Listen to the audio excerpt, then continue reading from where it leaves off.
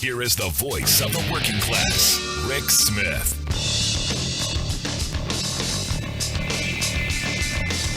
And welcome, brothers, sisters, working class heroes. This is the Rick Smith Show.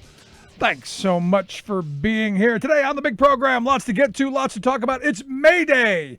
Yes, it is International Workers' Day around the world. It's kind of like Labor Day internationally, just not here. Because this was the radical Labor Day. This was the one that pushed for a militant working class, one that demanded better wages, hours, conditions, and a share of the wealth that they created. This was a much more radical labor movement in the late 1880s, which is when this all began as International Workers' Day. Now, as I said, this was a radical day.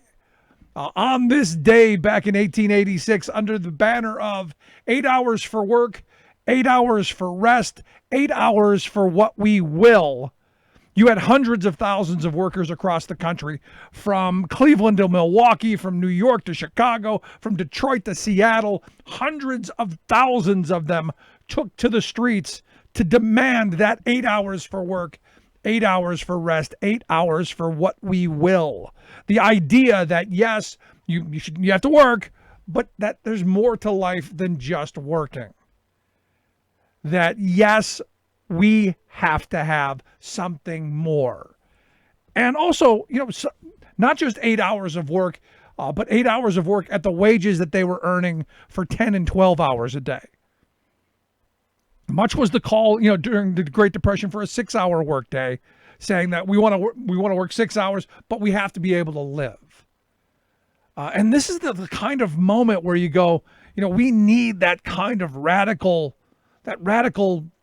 bit of labor. We need that radical voice to speak up and make bigger demands.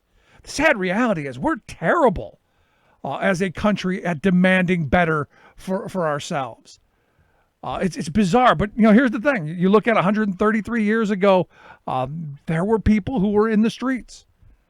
And on, just days later, on May 4th, is the reason why this really sprung to be the day that it is.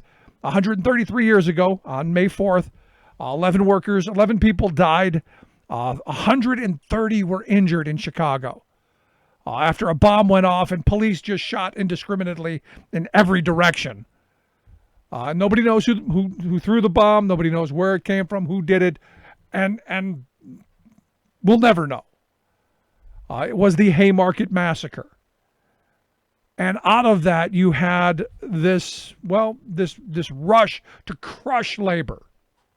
It was basically the end of the Knights of Labor. It was basically the end of that movement.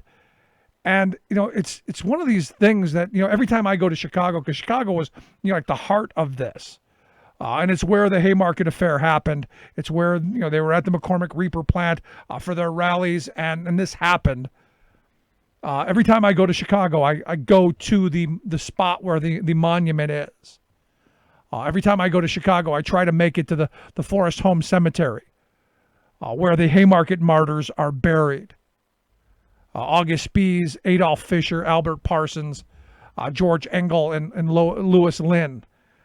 All of them were sentenced to death. 4 of them were hung. Ling, he hung himself, or he committed suicide I guess it was the day before. Blew up his head. But here's the thing. I mean, the sad reality is we're still benefiting from the battle that they fought. I mean, I look at, because when I go there, I try to remember what it took to get the 8-hour workday. We used to have it. I know we did. And it was because of folks like these who stepped forward. Now the weird part is, when I go to the Forest Home Cemetery, it's the weird thing is it's kind of like Radical Row. It's where all of the radical labor organizers and all of the political radicals, it's where they're all buried. Emma Goldman, Elizabeth Gurley Flynn, Lucy Parsons, Sylvia Woods. a bunch of them, all buried there in Radical Row, and not because they decided this is what we're going to do. It's because no other cemetery would take these people, and no one would take the Haymarket Martyrs. This one cemetery, their policy was to accept anyone, regardless of race, ethnicity, politics, anything, and they took these folks. Which, think about how bad it is in an environment where a cemetery won't allow you to be buried there. Think of what that country looked like.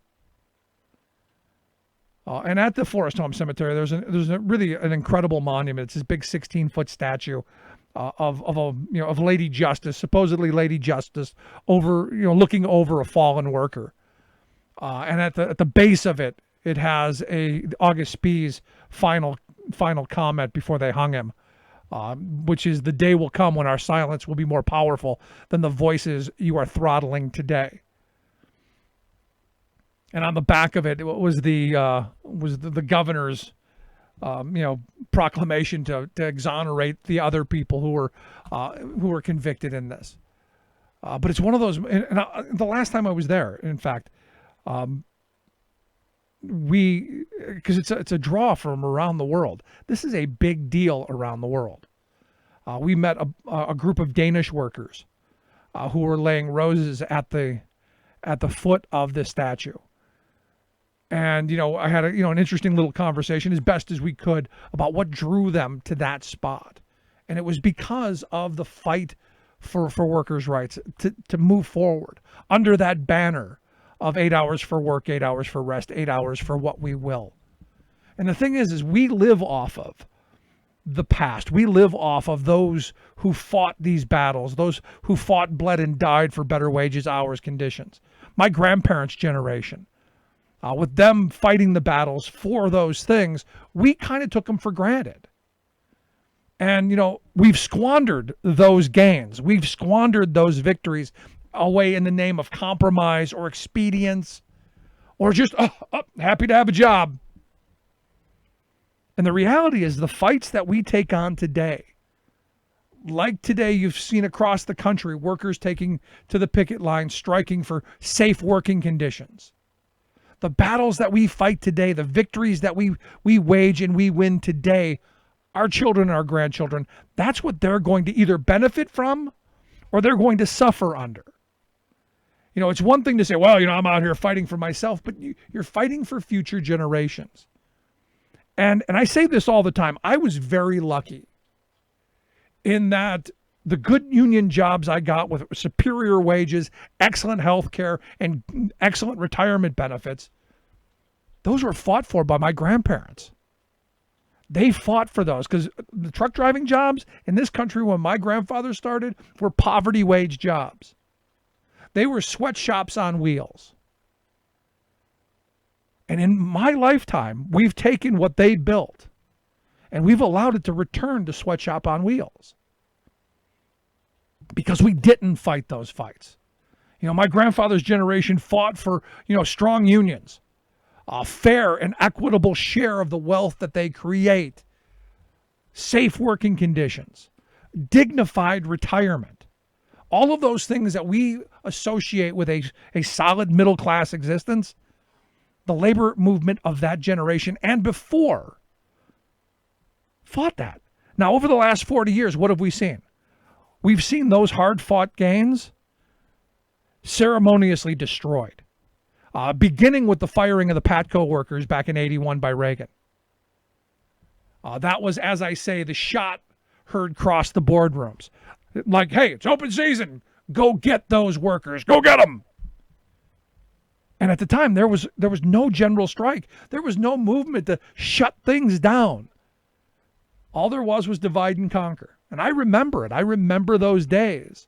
There were some unions who were going, hey, we got to do something. Some that were, we don't know. They shouldn't have gone. There was all this excuse making. And that's all the corporate class needed. It then became open season. And now here we are to this day. Here we are to this day, being divided and conquered, sliced and diced and pitted against one another. Because here's the thing, and I've been saying this for years. Every time a factory closes and is shipped overseas, every time a worker has to suffer the indignity of packing up their workstation and shipping it to another place so someone else can take their job, the pendulum swings a little bit more to the side of the employer, to the capitalist class. Every time a pension fund is raided and workers get screwed out of their retirement, the pendulum swings just a little bit further. Every time an organizing campaign happens and there's threats and intimidation and firing, that pendulum swings just a little bit further to the side of the capitalist class. And every time we say, we're just happy to have a job, just happy to have a job, Rick, that pendulum swings just a little further. Every time we allow stagnant wages, more costly benefits, less safe working conditions, what happens? The pendulum swings a little bit further. And those things that few past generations fought, bled, and died for, they go away. And the fact that we didn't put our blood into it, our sweat into it, it was easy to let them go. I remember when I started working, the 8-hour day was you worked 8 hours and you got overtime after 8 hours. None of this after 40 nonsense. And certainly none of this, let's have flex time so we can have 160 hours a month, so you can work 160 hours in 1 week and then nothing the rest of the month. None of that. It was time and a half after 8 hours. It was a true 8-hour day. That's pretty much mostly gone. There are a few union contracts that still have that, but for the most part, it's gone. It's a thing of the past. We used to have strong workplace protections. OSHA was feared. And now, as the National Employment Law Project points out, in 1980, before Ronald Reagan took office, there were 1,469 OSHA inspectors in this country. Almost 1,469 of them. Today, thanks to 40 years of supply-side voodoo Reaganomics and attacks on workers' rights and attacks on government, we're down to a historic low of 862. And the economy is much bigger. There are far more places of employment, but no cop on the beat. And now you turn the switch and you go, what's Mitch McConnell and the Republicans putting forth now? Even with a weak OSHA, even with virtually non-existent labor laws to protect workers, what's Mitch McConnell and the Republican Party pushing today? Well, they want immunity for employers. They put out a joint statement today, McConnell and Republican leader Kevin McCarthy.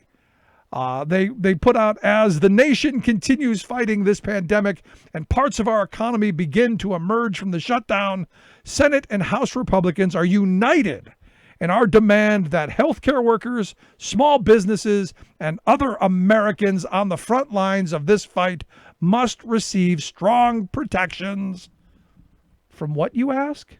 Frivolous lawsuits. We're giving employers liability protection so that workers who get sick, who are treated poorly, who aren't protected, have no recourse. He has drawn the red line. This is his red line. So here's the thing.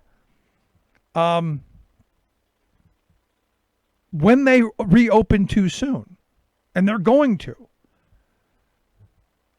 this is a full return to the days of Lochner. This is a full return to the, well, you knew the risks. Well, it's your fault. And we know that you're hungry and we know that you're desperate, but hey, it's your fault. This is a full on, right back to those days. And this is a moment where once they do this, workers will have no recourse. None whatsoever if they get sick on the job. There's nothing. Because we do know without exception that once you give business a free pass, once you give them that liability shield, once they no longer have the fear of anyone suing them because they didn't provide you with protective equipment or didn't sanitize or didn't do any of the things that they should be doing, they're not going to do it. They've got no responsibility. That's your responsibility. It's your freedom of contract. Oh, and by the way, if you choose not to go to work, that means you've quit and you don't get unemployment benefits. So if I were the Democrats, I'd say, okay, we'll give you your red line. You can have the liability protection. But if a worker chooses not to come to work, he gets unemployment with the $600. And let's see how many people are stupid enough to go and do it. I'd love to hear your thoughts. You can email me, rick@thericksmithshow.com. I'm going to take a quick break today. Some big occurrings around the country. We're going to talk to a couple of folks when we come back. Celeste Bevins is going to be here, a radiology tech from Temple University, to share her thoughts on what happened on the streets today of Philadelphia. Quick break. Right back. Stick around. Nothing more American than workers standing up, and the union gives a voice to win. On the Rick Smith Show. I'm Rick Smith, and this is Labor History in 2.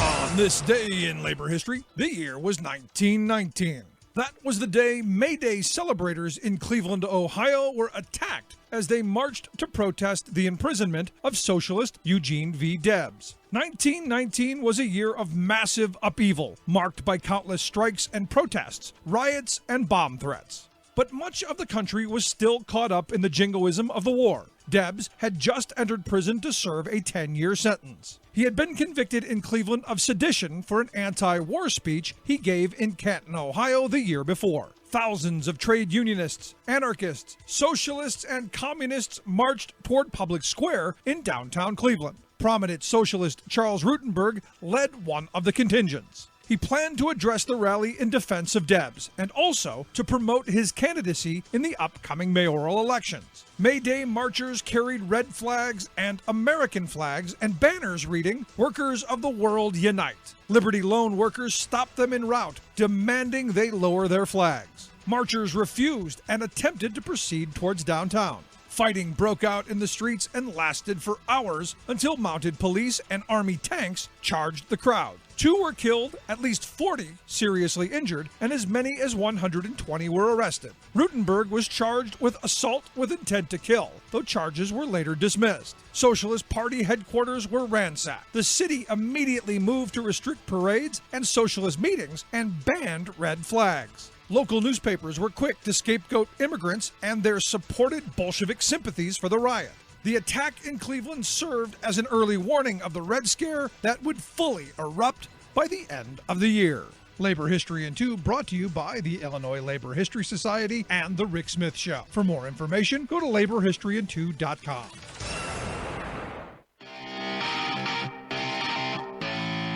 Welcome back to the Rick Smith Show. Now, here is Rick Smith. So this afternoon in Philadelphia, hundreds of healthcare workers rallied outside of Temple University Hospital to demand safe working conditions, not just for themselves, but also for their patients and their families.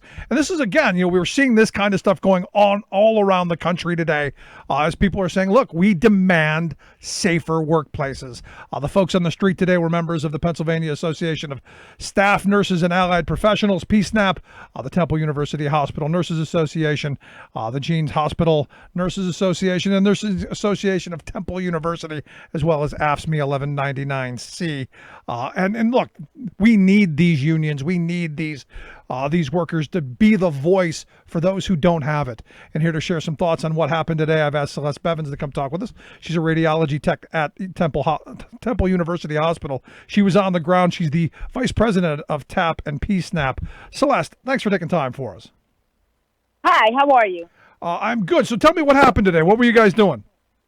Well, today, our movement in celebration of May Day as well, we had launched a in-house and as many unions as we can get together, a show of solidarity, especially for those that are being affected by COVID, by the pandemic, either economically or with their health. So we had reached out to other labor leaders and also legislators to see on how they can help the healthcare workers, especially in the front line, to take care of us, to help to protect us so that we don't continue to infect our families.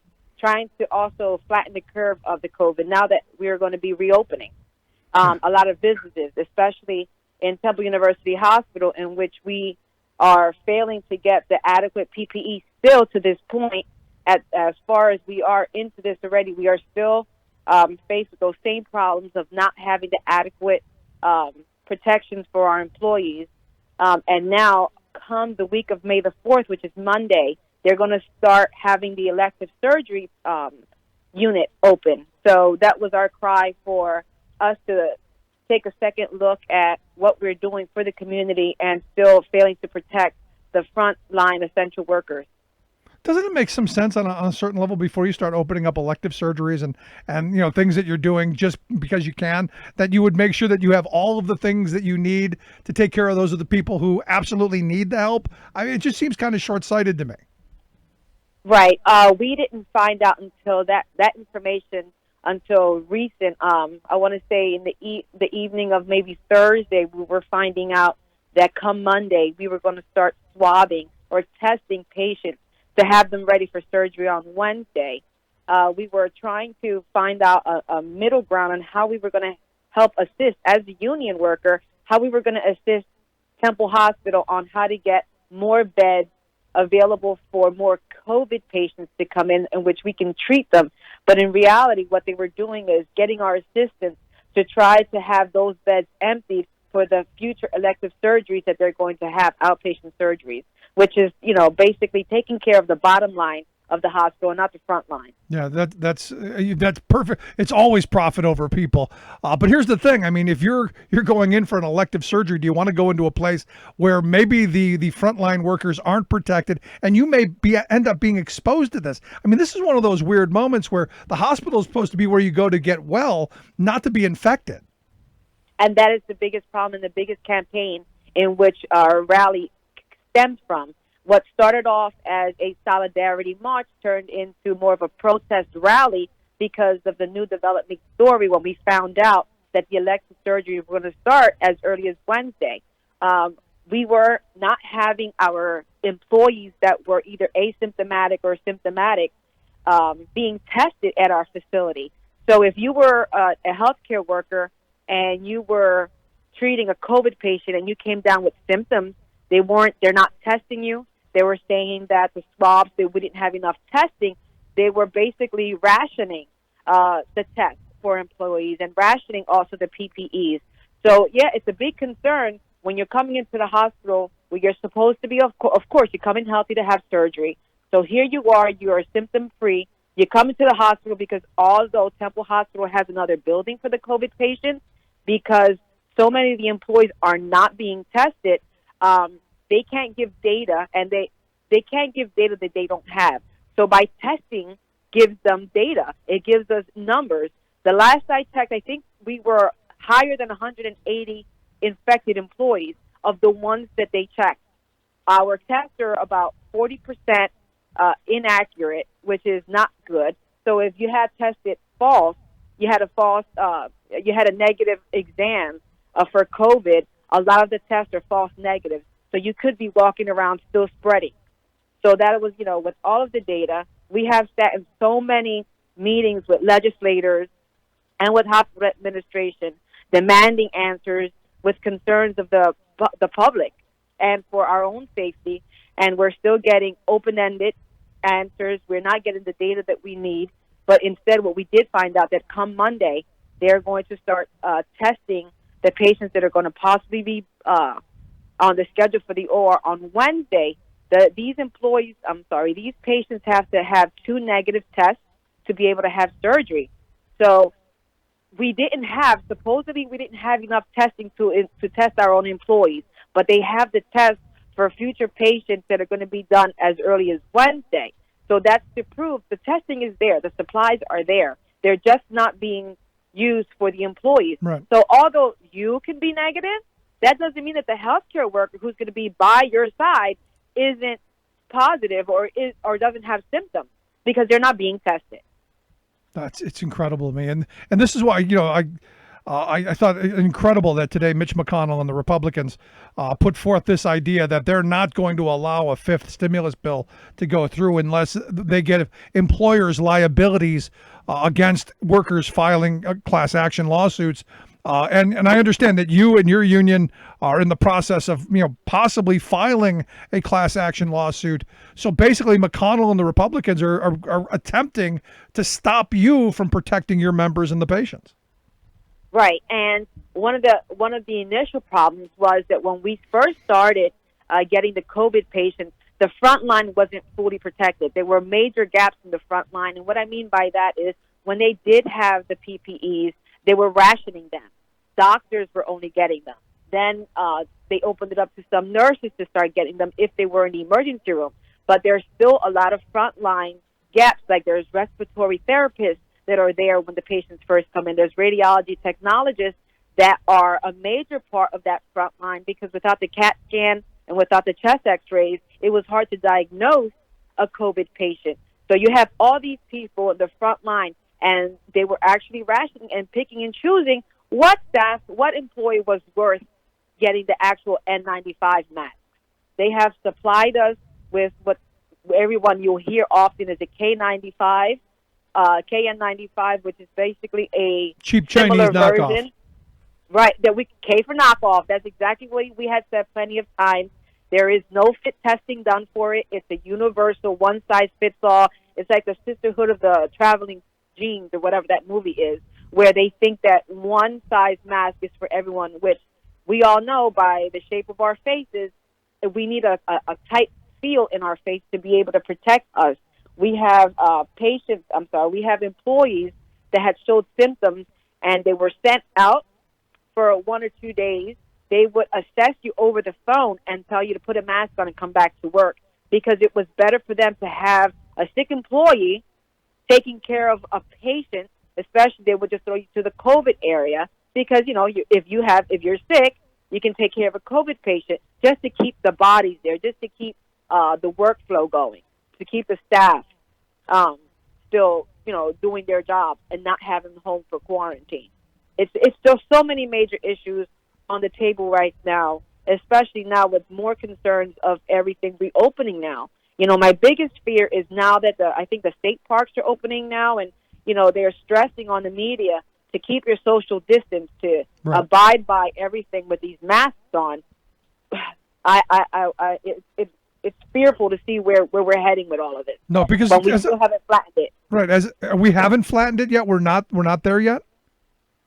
No, absolutely not. I think Pennsylvania alone, we had 2,200 reported cases of COVID positive. Just in our hospital alone, of course, they're not going to continue to collect the data because they don't want to give us the numbers. So to see where we are, I hope this weekend. I think if I'm correct, you can correct me if I'm wrong. I think a lot of the recreational areas, golf courses and stuff, are going to open as early as tomorrow. So that's fearful, especially for the healthcare workers, that we have been at the front line, handling these patients, not knowing what's coming down the pipes, and to know that all the hard work that has gone into trying to save the community, this is a smack in the face to every healthcare worker who's still in this fight. Yeah, I mean, while they say that you're a frontline hero and essential and all that, their actions speak much louder than their words. One of the things I said at my rally today, in this country alone, when we have soldiers at the front line, we don't take their artillery from them and tell them to go fight for our country and to protect us, which is what they're doing exactly to the healthcare worker by not giving us the protections, not giving us the PPE, not giving us everything that's adequate that we need to take care of the public. But you call us a hero when you're snatching the capes right off of us. It's impossible. That's incredible. So last question I've got for you. What on this day, what should we be doing? What's the marching order for everyone listening? All we can have control over right now, because the biggest shameful thing is the continued relaxed guidelines in the CDC, OSHA not doing their job. So we're going to have to make sure that we can do everything possible to, and it's going to be a broken record, but it's the first line of defense with any infection and any virus is to keep your hands clean. At this point, yes, I would urge people to still keep a safe distance, keep your 6 feet apart, keep the masks on until we can get at least a good hold on it. We are not there yet. I think everything is premature at this point to be reopening I understand that our community and our economy needs to reopen. I understand that small businesses need to get up and going. We understand that. But what good is it to own a business and to make a profit if you're not going to be alive to live it?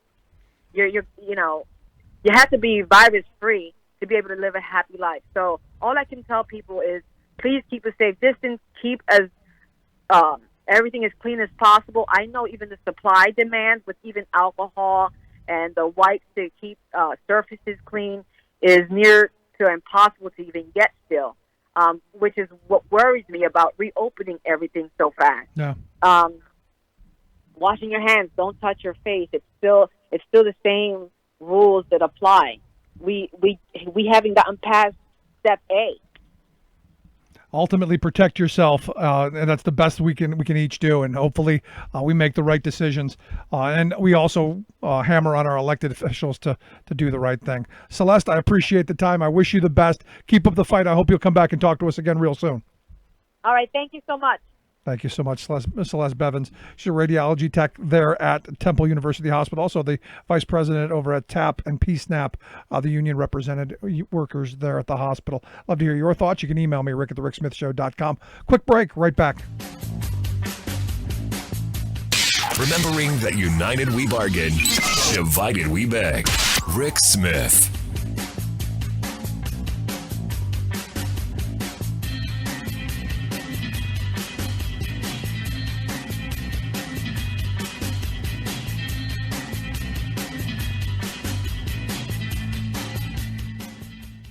I'm Rick Smith, and this is Labor History in 2. On this day in labor history, the year was 1886. That was the day that workers throughout the United States walked off their jobs in a coordinated, planned effort and demanded the 8-hour day. What made this strike truly revolutionary was that the workers were not asking for reduced pay for reduced hours. They wanted their pay level to stay the same. Chicago labor activist Alan Parsons explained this that March for the Chicago Daily News, saying, quote, "The movement to reduce the work hours is intended by its projectors to give a peaceful solution to the difficulties between capitalists and laborers. I have always held that there were two ways to settle this trouble, either by peaceable means or violent methods. Reduced hours, or 8 hours, is the peace offering. Fewer hours mean more pay. Reduced hours is only the measure of economic reform which consults the interests of the laborers as producers, which can only be acquired by possessing and consuming a larger share of their own project. This would diminish the profits of the exploiters." That first day of May, tens of thousands took to the streets in Chicago, and an estimated 300,000 protested across the nation, marching for the 8-hour day. The strike met with early success, but then 3 days later, an unknown person threw a bomb at a workers' rally in Chicago's Haymarket Square. The government crackdown against the 8-hour movement was quick and harsh. 8 men stood trial in Chicago for the bombing. 4 were martyred despite a lack of evidence tying them to the bomb. But the idea of the 8-hour day was not so easily crushed. It spread not only in the United States, but across the world. Now, more than a century later, May Day, this day, is the International Workers' Holiday. Like what you hear? Check out more at laborhistoryin2.com.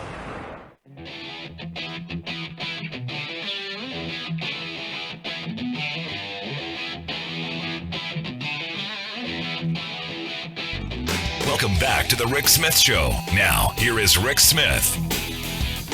So as we talked about yesterday on the program, we expect that once all of this settles down, Republican governors across the country are going to most certainly want to see massive cuts to education, massive cuts to higher ed, massive cuts to health and human services. And, what's that going to look like? What's that going to mean for students, for communities, and for the educators?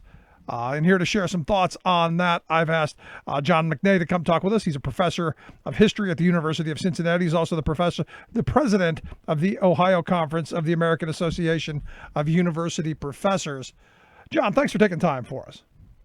Hi, Rick. I'm really glad to be with you. So on this May Day, on this day of activism across the country, We see the assaults going on, starting to begin against education, and I would argue against professors as well. Yeah, I think you're exactly right.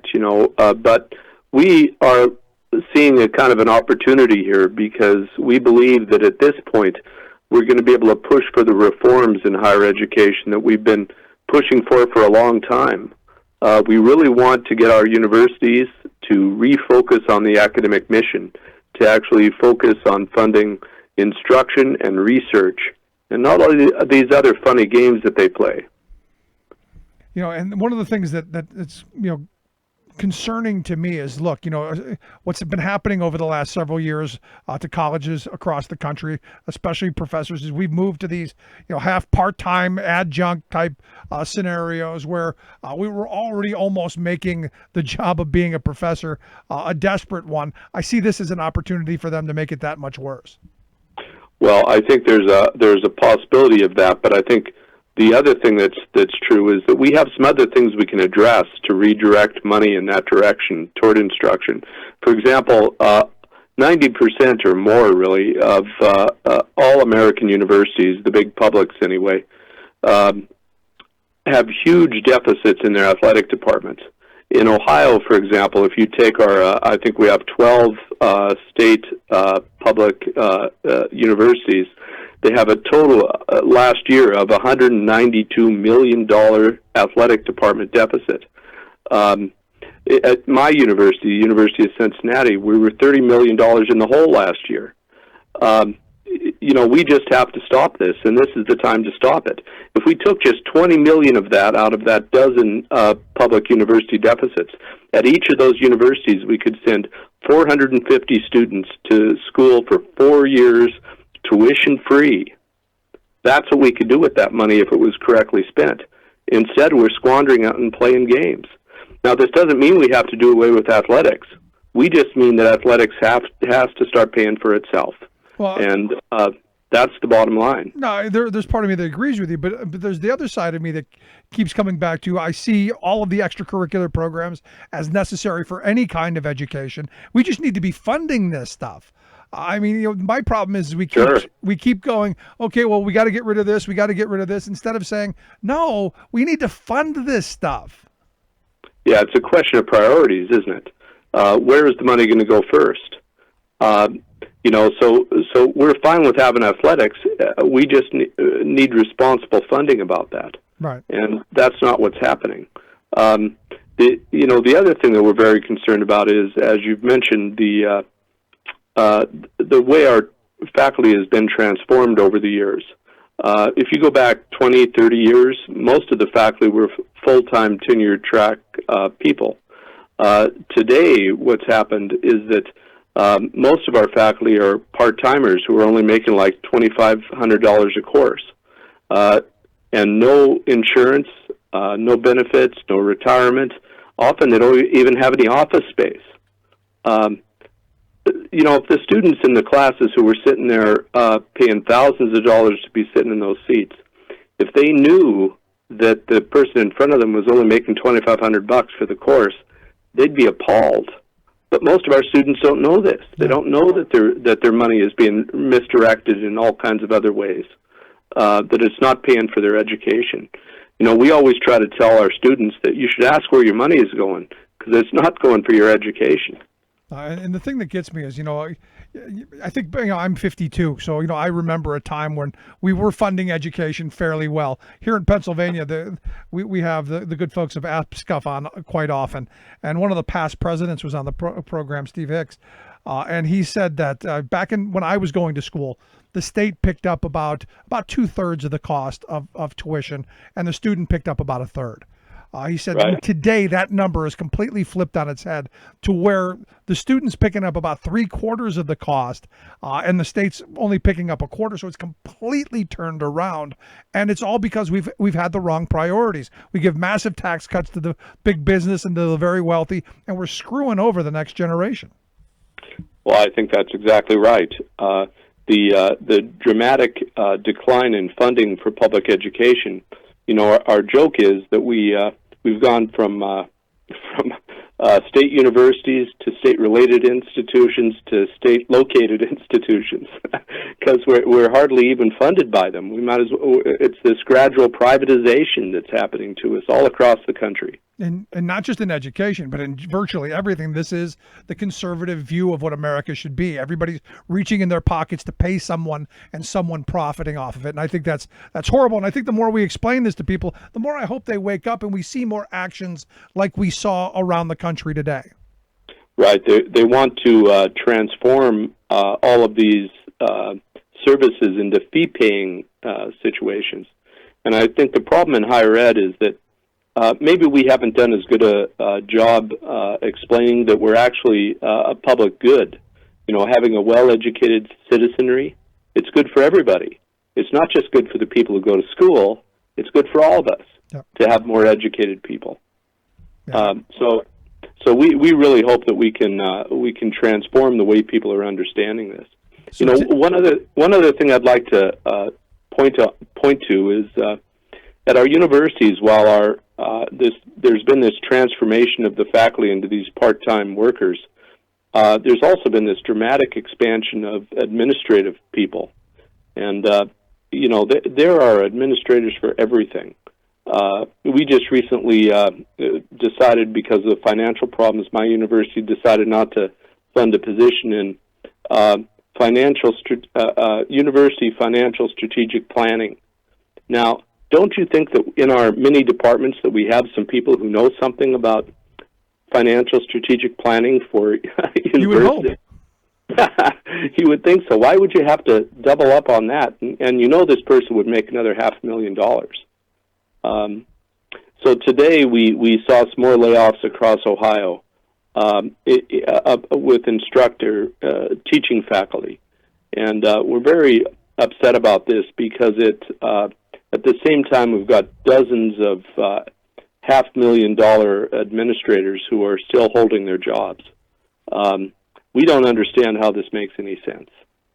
No, it seems like the priorities are all screwed up, especially by one, having a desperate educating class, and two, by keeping people so vulnerable that they're living on peanuts. And then the other side of this is what's going to happen to those folks. You know, once they're not there. Are people getting unemployment that you know of in Ohio yet? Because I know where I'm at here, the gig employees, the people who are the 1099 people, they're still screwed. They still haven't gotten any unemployment that I know of. Well, that's what we understand about these people who've lost their jobs. In the short term, they have no recourse, and you know, again, because these people are making such little money. It's not like they can rely on their savings. It's really distressing to us, and we're very unhappy with both with the behavior of the state over a number of years, and now with our institutions, who, again, you know, they seem to be proud of our top administrators taking 10% pay cuts off their $500,000 salaries while they're eliminating the jobs for these other people. That just doesn't seem right. No, it's not right. And you know, the other thing that we've got going forward from here is that with the economy, you know, in the difficult straits it's going to be for the next year or so, probably, there are going to be people wanting to look to be retrained. They're going to want to look for more educational opportunities. And at the same time, they're crippling our ability to provide those things to people. It's just, again, it's this upside-down priorities that are crippling us at every step, really. Yeah, it's that short-sightedness. And you know, last question I've got for you, because you know I'm looking at this crisis as, if we do it right, if we demand enough, if we become militant, if we see more people, you know, standing up and speaking out like we've seen all across the country today, maybe we can get this right. Maybe we get education back to where it was in the 60s, 70s, and 80s. Maybe we fund things properly. Maybe we get our priorities straight. So if you had your chance, you know, what's the way forward on this, do you think? Well, I think one of the things is this real reform at our universities. We have to start redirecting money that's already at our universities back to the instructional mission. We've lost our way in a lot of ways. There's been an enormous amount of mission creep that's happened at our universities. At the same time, they've been kind of pressured into this because of the decline in funding at the state level. When the state money starts to dry up, the universities try to look for other ways to make some money. And what ends up happening is we begin to lose track of why the universities are there in the first place, which is instruction and research. And what we really have to do is get back to that. And like I was saying, I think that the one potential bright spot here is that we do begin to institute these reforms that redirect revenue back to the instructional mission, because that's where it has to be. That's how we can help people. That's how we can really create universities that are centers of research and learning instead of, all this other stuff we've been getting into. Our universities focus on a lot of other things, edutainment, we often call it. They also have, they've privatized a lot of their arms. They have real estate arms. Their foundations have been privatized, so we can't see what they're doing with the money. All of these things really have to be unwound so that we can get back to our primary mission, which is instruction and research. No, we've got to reclaim we've got a lot to reclaim from the privatization bug parasite that's taken over our country, and education is one of those places. John, I appreciate the time. Keep up the fight. I hope you'll come back and talk to us again real soon. I will, Rick. Thank you very much. Great stuff. John McKay, professor there at the University of Cincinnati, also the president of the Ohio Conference of the American Association of University Professors. I'd like to hear your thoughts. You can email me, rick@thericksmithshow.com. Quick break. Right back. Remembering that united we bargain, divided we beg. Rick Smith.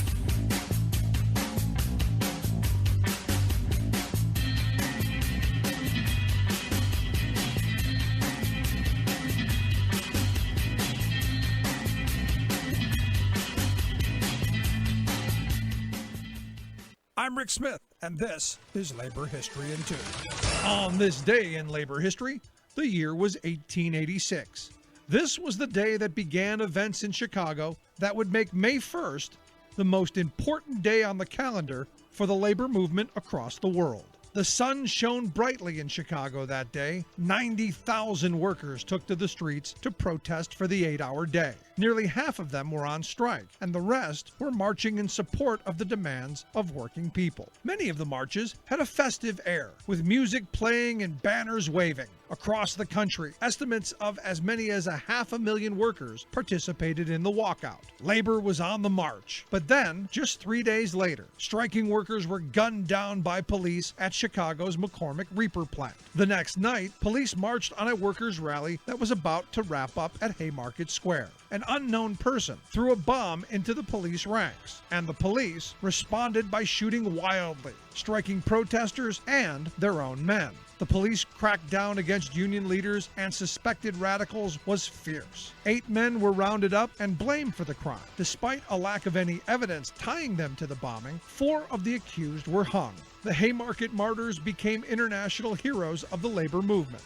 On May 1st, 1890, labor leaders across Europe and the United States declared May Day the workers' holiday. In cities across the world, tens of thousands marched for the 8-hour day. Now, more than 125 years after the fateful week in Chicago, May Day remains International Labor Day. Today, a monument stands at the site of Haymarket, and each year, labor leaders from across the world travel to Chicago to visit and commemorate the site. Labor History in 2 brought to you by the Illinois Labor History Society and The Rick Smith Show. For more information, go to laborhistoryin2.com, like us on Facebook, and follow us on the Twitters at Labor History in 2.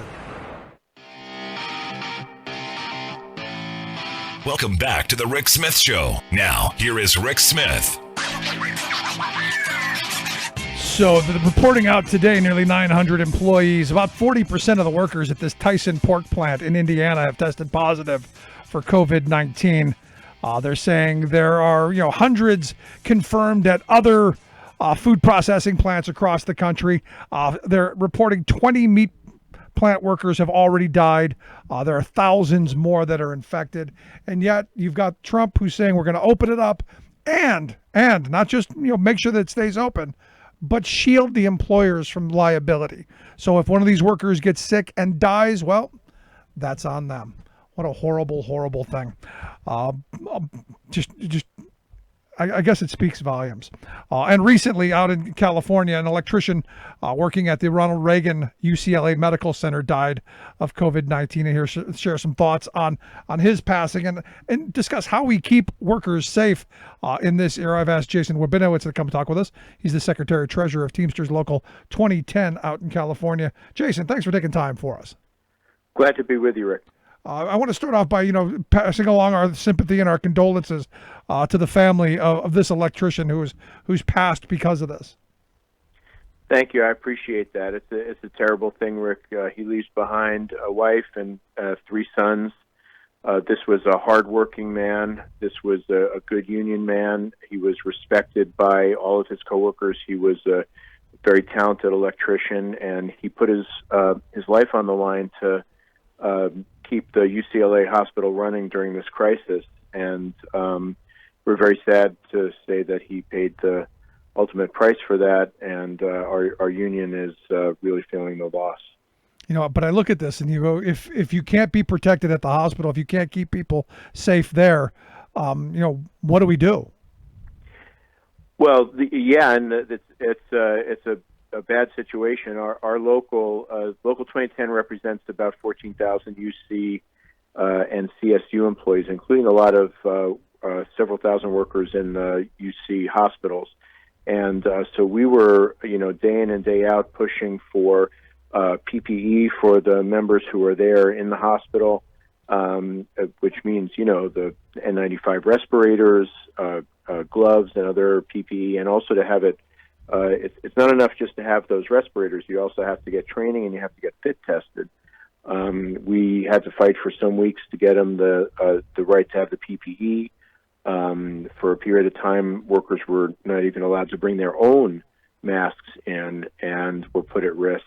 And then what ended up happening in this situation is that we did get them the respirators. They ended up being trained and fitted for a different brand of respirators than they're actually provided. And so the members believe that ended up putting workers at risk, and we ended up having 4 members that were tested positive, and then Emmanuel got very sick and ultimately perished. And I look at this, and today, you have Mitch McConnell running around saying that any future stimulus money to help the states deal with this is going to come with sacrificing basically any liability that employers would have to their workforce. And I think of this gentleman. I think of the workers that you represent, and how horrible a policy move this would be. Oh well, it would be terrible, and it just shows you that that some of these folks don't view workers as human beings. They view them as just cogs in the machine. And, thank God we have unions to stand up and say, no, we are human beings. We have rights, we have families, and we deserve to have our safety protected and recognized. So that's at the core of everything that we're doing right now. So we're providing our members by the hundreds of thousands, providing the essential services, keeping the hospitals running. Teamsters are running the warehouses, the transportation, keeping the stores stocked with food. The least that we can do for essential workers is to keep them safe, pay them properly, protect their benefits and their jobs. And the sad fact is that none of that happens unless we stand together in our union. And so that during this time, we're recognizing International Workers' Day during a time when workers' lives are on the line, and workers are seeing more than ever the importance of standing together in our unions. As I said at the beginning, this is one of those moments where I'm hoping that people return to the radical roots of the labor movement and become much more militant in their demand, not just for better wages and hours, but for conditions. Because now it's life or death. It's not of, hey, I want a raise, or I want better health care, or I want a better pension. This is about living or dying, in my view. And I'm hoping people wake up to that and become a little more radicalized by it. It is about living or dying. But what's so radical about saying we're human beings and we deserve to have basic protection for our lives. We're not expendable. It's if that's radical, then count me in, Rick. Because working people deserve no less than anybody else than to be protected while they're keeping this country running. And we have all these workers that have been that now we're saying they're essential. They're keeping the country running. But what about paying them properly? What about keeping them safe? What about helping them get home to their families alive every night? You wouldn't think that would be too radical, but I guess it is. Well, I mean, if you look at what's come out of the White House, you look at what's coming out of the Senate majority leader's office. Yeah, it's radical. I mean, the protection that they want is for employers and for the moneyed interest, and workers are just disposable and expendable. We shouldn't be calling them essential anymore. We should be calling them how I guess they're being viewed, and that's expendable. Yeah, well, and you can see that in what you mentioned McConnell, and we're right now with Public Services, and as you know, besides my role in Local 2010, I'm also Director of Public Services Division for the International Teamsters, and we've got 200,000 public service workers in the Teamsters that are keeping the country running. And the situation we've got right now, they've spent trillions providing stimulus to corporations and handing out money left and right to private entities, and the billionaires have added many billions to their wealth just in the last few months. And now when it comes time, the Democrats are saying, hey, let's provide some stimulus to public services, cities, states, counties, higher education, K-12, the public entities that are really hurting right now because of this crisis. And you've got Mitch McConnell in the Senate saying, oh, no, we're not going to give them any money. That's just bailing them out for their past mistakes. It's just total nonsense. And so right now in Congress, and we're starting up a letter writing campaign and an online petition that Congress needs to provide stimulus to the public service entities that our country needs to keep us running and to protect the workers that are serving the public. No, this is all part of what I'm saying, and we need to become much more militant. We need to demand better public services. We need to demand that our institutions of education, be it K through 12 or higher education, are properly funded and make it through this crisis. Because I've been saying from the beginning of this is an opportunity to get things back on the right track. We can choose one of two paths. We can continue down the same path of giving billionaires all the money and all the power and everything that they want, or we can turn this around and say we're going to help from the bottom up. Because I've said from the beginning, corporations, there shouldn't have never been a dime going to corporate America. Every dime should have gone to the people who work in this country, make them whole, and it'll filter its way back up. Yeah, I really agree with your idea that it could go one of two ways, because I think at first when this crisis hit, a lot of us were saying, we're looking forward to when things get back to normal. But now I think many of us are realizing that things are never going to go back to the old way, the old normal, that this is going to be a different country and a different world transformed by this crisis. And the question is, transformed how? Because there's that old saying, don't let a crisis go without taking don't let it go to waste. Yeah, don't let it go to waste. And so the Republicans, the anti-worker forces, you can see them already trying to use this crisis to impoverish workers, lay off workers, to hurt unions, take away our power. But then you've got this upsurge of labor unions and working people saying, no, let's take this crisis and transform our country to a place where working people are valued, where our contribution is recognized, where our jobs and benefits are protected, and where our union rights are strengthened. And I think that there's an opportunity there, because millions of people are seeing really concretely in this crisis the value of standing together in our union. When employers won't give us basic protections, won't give us hazard pay, won't give us any of the standards that you would consider to be really basic. Without, when we stand together in our unions, we can win these things. And I think that's a lesson. It's an organizing moment for millions of working people right now. So I think we have the possibility, Rick, to emerge from this crisis in a stronger position with unions, more powerful, with working people emboldened. And so that's what I hope is going to be the new normal when this crisis is past. I'm right there with you. I hope we do reclaim the concept of solidarity, and we begin to stick together and we fight for better wages, hours, conditions. Jason, I appreciate the time. Keep up the great work. I look forward to talking to you again real soon. Anytime, Rick. Thanks for all you do. Good stuff. Our good friend Jason Benowitz, president or secretary treasurer of Teamsters Local 2010 out there in California. Quick break. Right back. Stick around. Remembering that united we bargain, divided we beg. Rick Smith. In this horrible time of economic collapse, it is truly touching to see so many corporate chieftains reaching out in solidarity with a hard-hit working class. We know they're doing this because they keep telling us they are.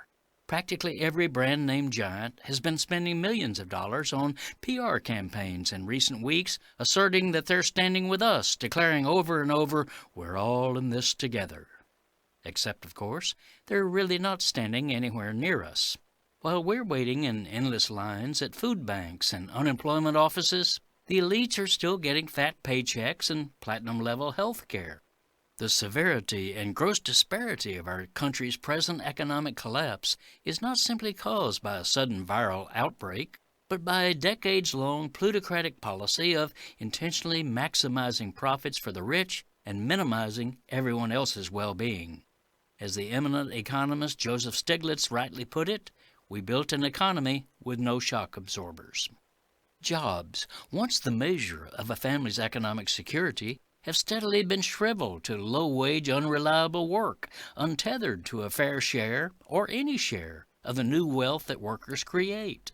In a relentless push for exorbitant short-term profits, today's executives have abandoned any pretense that a corporation is a community of interdependent interests striving to advance the common good.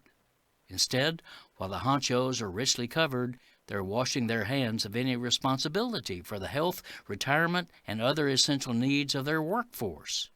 Rely on food stamps and other publicly funded programs, they say, even as their lobbyists and for-sale lawmakers slash the public safety net.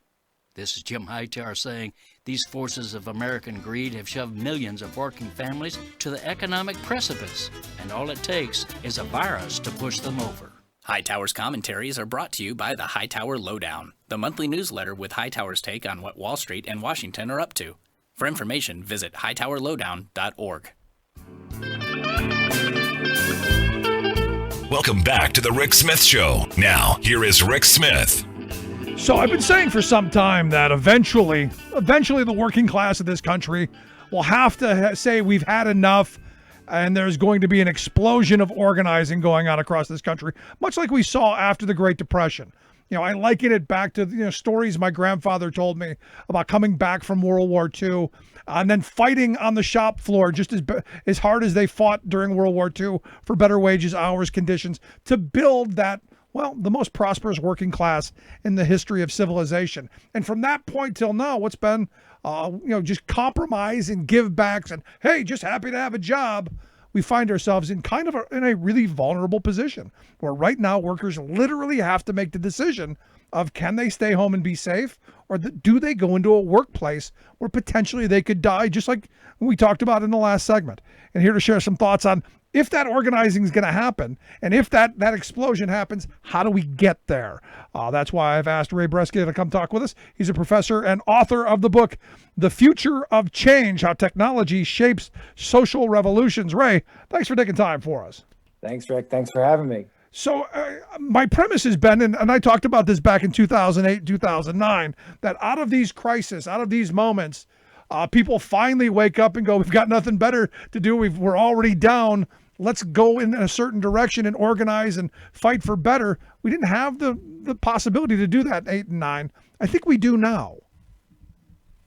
Well, I think that there's a lot that is going on today where people are seeing that they're connected to each other across class, across race, across communities. And that kind of intersectional organizing is really what's needed. We're seeing whether it's an Instacart worker who's bringing food to the family that's got a doctor in the ER, people are waking up and saying, you know what, we can't just go it alone.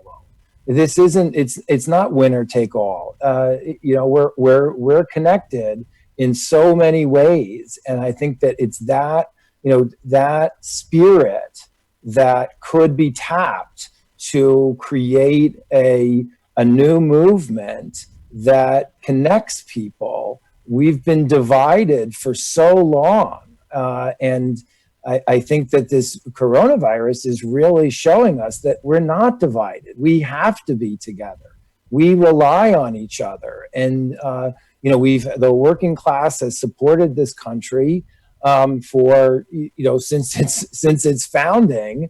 And, now people are trying to realize that we don't function right without a working class. No, we're all interdependent. And it goes back to, this isn't new. These aren't new concepts. This is what my grandfather was telling me about, that he fought for, the idea of not having, those kind of divisions and understanding that work should be rewarded and that you demand a part of the profit that your labor creates. I don't think that's radical. I don't think it's new. I just think we have to refine and reclaim those frames of solidarity, those frames of being connected. I agree. And, we've got politicians who are saying that folks in meat processing plants have to go back to work in unsafe conditions so that the profits can roll. And I understand we can't have a breakdown of the of the food system, of the food production system, but no one should have to go to work and risk their lives. Right. And so, it's okay to step in and say, we've got to keep the food system operating, but people have to be safe. People have to be protected. Right. And I think if given a choice, no one's going to say, I want my sausage, so you've got to go die. I don't think anyone is really being, no one's asking me if I want that. And that's not what anyone wants. No, you're absolutely right. But here's the thing. And I understand that you do have to keep the supply chains open. I believe that you've got to do some of that stuff. But instead of going, we're going to shield corporate America from any liabilities while forcing you to do it, that's absolutely the wrong way. I said, I understand it. I understand we got to keep the supply chain going. But shouldn't we be moving in a direction to make sure that we do everything we can possibly do to, when those workers show up, that they are safe, instead of going, hey, there's no problem, going, hey, we're going to hold you accountable. So when this first hit, I said we should be treating any coronavirus that's contracted at the workplace as a workers' comp issue. So that Tyson plant where 40% of the people now have it, those should be treated like comp issues, not of, hey, you made the choice to do it on your own. Tough luck, buddy. Or is that just, am I just being crazy? No, I think that's right. And I would have no problem. I mean, and this is part of we're in this together.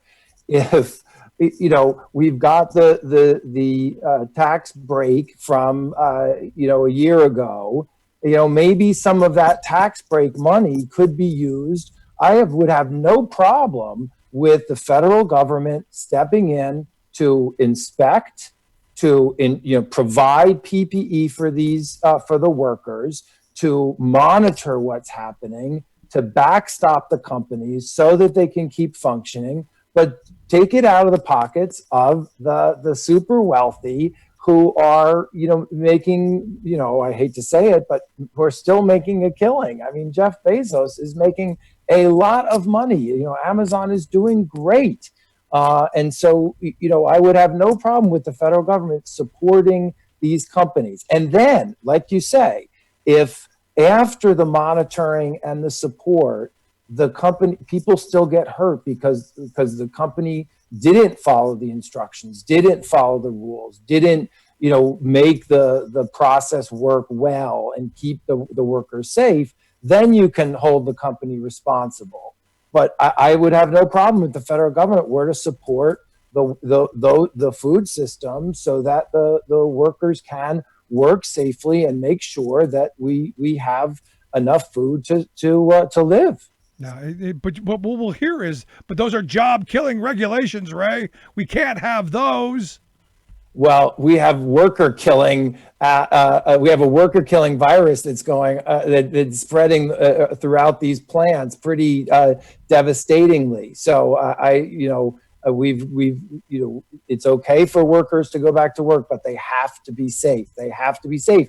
And you've got these states like Florida, Georgia, and Iowa where they're saying, one of the reasons they're having people go back to work is so that they can keep them off the unemployment lines, right? So if your workplace is open, right, they're going to say you have to go to work. And if you didn't go back to work, even though it wasn't safe, that's a voluntary separation. You're not going to be eligible for unemployment. It is absolutely outrageous.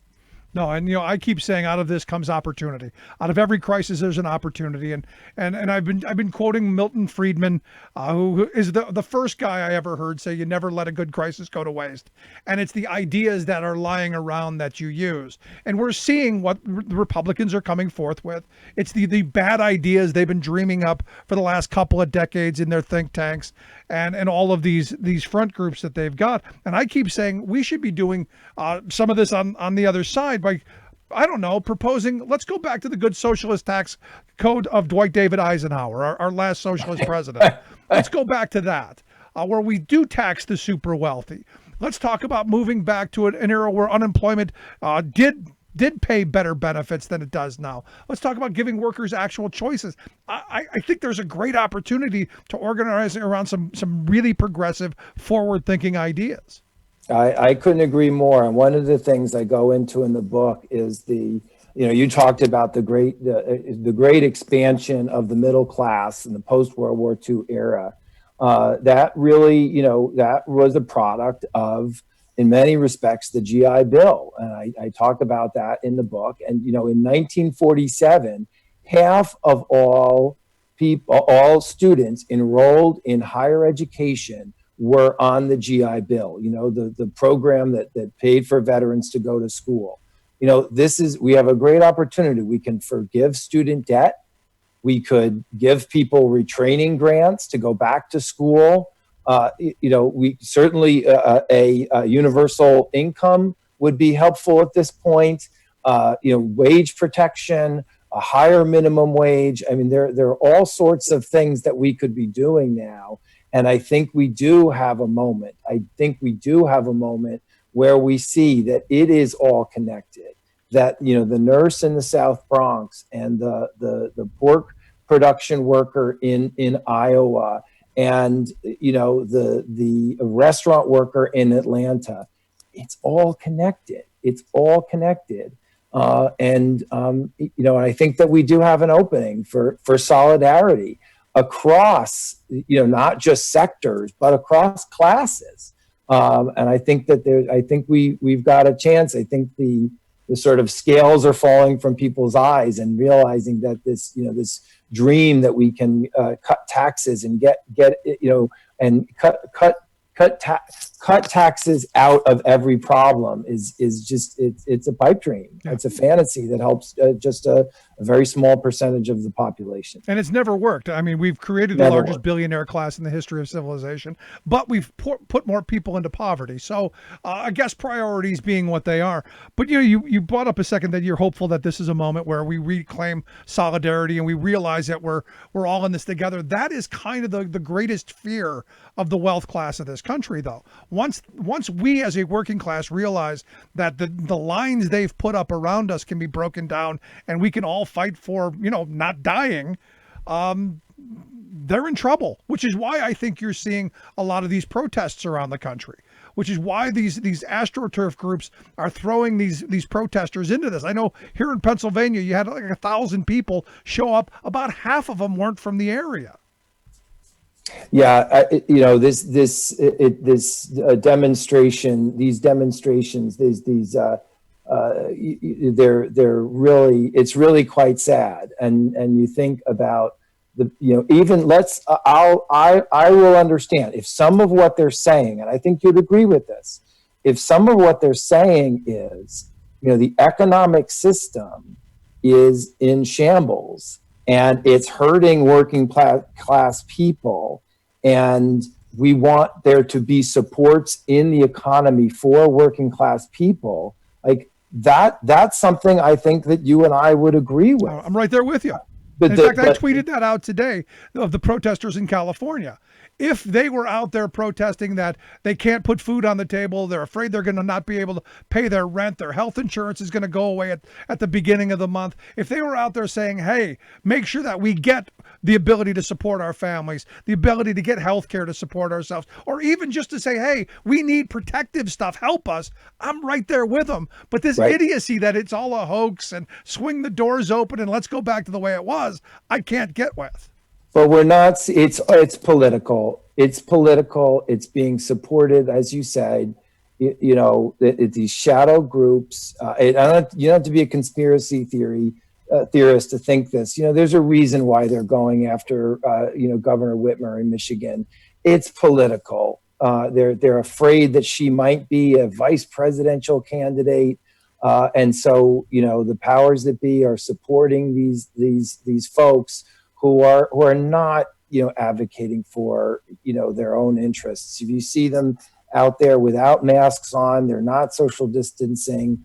It's all political, and it's really quite sad because that kind of energy could be harnessed to bring about real good change around economic issues. No, I'm right there with you. You're listening to the Rick Smith Show. We're here with Ray Brescia. He's a professor at Albany University School of Law. Also, he has written this great book, The Future of Change, How Technology Shapes Social Revolutions. Let's talk about that. I mean, my grandparents' generation, it was radio. When they were fighting for it, everybody listened to the radio. FDR did the fireside chats. And then it became television. Now it's all internet. It's all Zoom. It's all Instagram, Facebook. It's all of that stuff. So how do you see this going forward?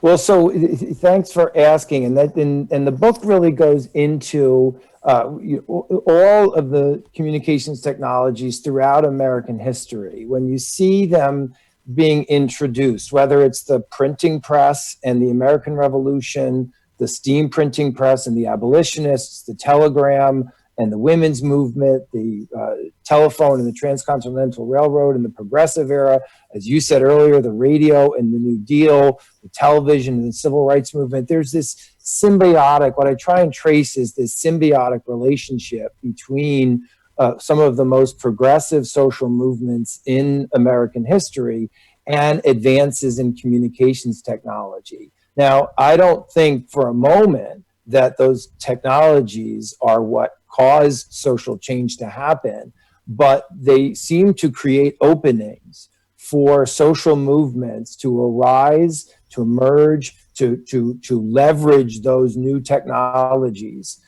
to bring about change that is supported by grassroots organizing and inclusive messages. And so I go into each of these different great social movements in American history, and I'll just take one of them, the civil rights movement. The civil rights movement was sort of inextricably intertwined with the rise of television. And as television spreads, becomes more popular, the civil rights movement figures out how to use it to its advantage, whether it's in Birmingham or the Edmund Pettus Bridge. They're able to use the images of kids being beaten, being attacked by dogs, and having water cannons set on them.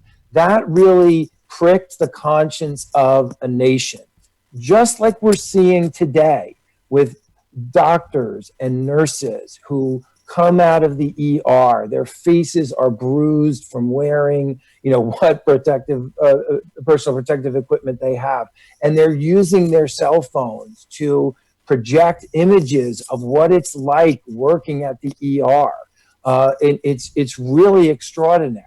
And so I think that, we talk about Zoom, but, advocates are using Zoom to communicate from Philadelphia, New York, San Francisco, Chicago, Atlanta.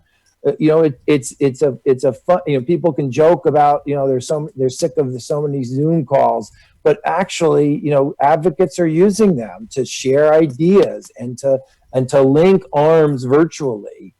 So I think that we have in this moment, there is social media, there is, there are ways to communicate that we've never been able to leverage before. The West Virginia, I go into the book, the West Virginia teacher strike of a couple of years ago, they use Facebook. They use Facebook to organize, to share ideas, to spread information, to organize demonstrations. There's no doubt that, the far right is using these very same tools, but, the progressives can use them as well to great effect. No, you're absolutely right. And I've been saying for years that the left needs to get much better at these technologies, must use social media much better. As much as I don't like Donald Trump, he is a master at using social media and manipulating the news cycle by his use of social media. And look, we've got to figure out how to play that game and do it much better. Well, look at the kids, the young people from Parkland, They were masters at social media advocacy. The youths, the kids, they can teach us a lot about, they're digital natives. They grew up with this stuff. They can teach us a lot about how to be effective advocates on social media. Yeah, if you want to, and it's it's like anything. If you want to talk to somebody, you got to talk to them on their platforms, on their where they are. And where people are on Zoom and on Instagram, and you've got to do those things. And this is where the labor movement, which I'm a big supporter of, they really haven't done enough to move into those worlds yet. We're still stuck in the 60s, 70s models. They're working on it. They're getting there, but not there yet. Well, one of the things I talk about in the book is, the critical importance of face-to-face organizing.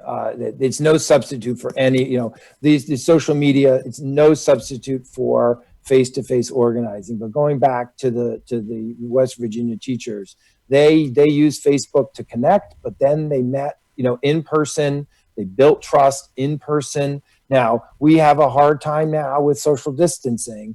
But that doesn't mean we can use these other tools for now to connect and to organize and to coordinate. Good stuff. The book, The Future of Change, How Technology Shapes Social Revolutions, written by Ray Brescia. We'll get links out on how you can get that on our social media pages. Ray, I appreciate you taking time for us. Great stuff. I'd love to have you back again and talk about the book and maybe get some thoughts on where we're going. You got it, Rick. Anytime. Thank you so much. Thank you so much, Ray. I appreciate it. Again, the book, The Future of Change, How Technology Shapes Social Revolutions. We'll make sure we get links out so folks can take a look at that. Let's take a quick break. Right back. Stick around. You're listening to The Rick Smith Show. We're working people. And we'll talk.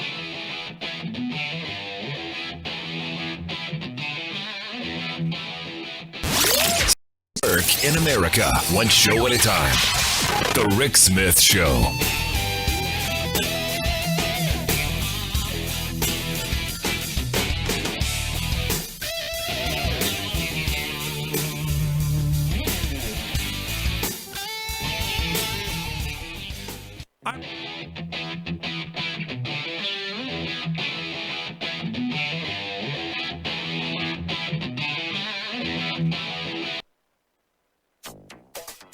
Twenty. 22 plants have closed because of the virus in the last 2 months, and at least 20 meat packing and food processing workers have died. Crises at meatpacking plants, a reckoning for industrial agriculture. Scientists warn environmental destruction will lead to more pandemics. Western U.S. in beginning stages of mega drought. Plus, this is one of the most important victories of our time. Big win for clean water from the U.S. Supreme Court. Really? Yes, really. All of those surprises and more straight ahead from BradBlog.com. I'm Brad Friedman. And I'm Desi Doyen. Stand by for 6 minutes of independent green news, politics, analysis, and snarky comment. Turns out the best present for Earth Day is the same as the best present for Mother's Day. Time away from her children. Happy Mother's Day, Mom. See ya sometime. This is your Green News Report. Okay, Desi Doyen, it is horrible what is going on at the nation's meatpacking plants, but I will really miss meat. Okay. Well, you're not the only one. On Tuesday, President Donald Trump signed a broadly worded executive order directing meatpacking plants to stay open during the coronavirus pandemic, designating them as critical infrastructure under the Defense Production Act in the wake of many plants closing due to large COVID-19 outbreaks and deaths among workers. Well, I will miss meat, but it is hardly critical infrastructure. Well, Trump's actual legal authority is murky here, but his message is clear. In the Oval Office on Tuesday, Trump said the biggest issue was shielding meatpacking companies from legal liability if they fail to protect their workers from the virus when they force them back to work. That'll solve any liability problems where they had certain liability problems. And as you know, there's plenty of supply. It was a very unique circumstance because of liability. That's the biggest problem, not the fact that thousands of meat packers are getting sick and dying? According to Trump, yes.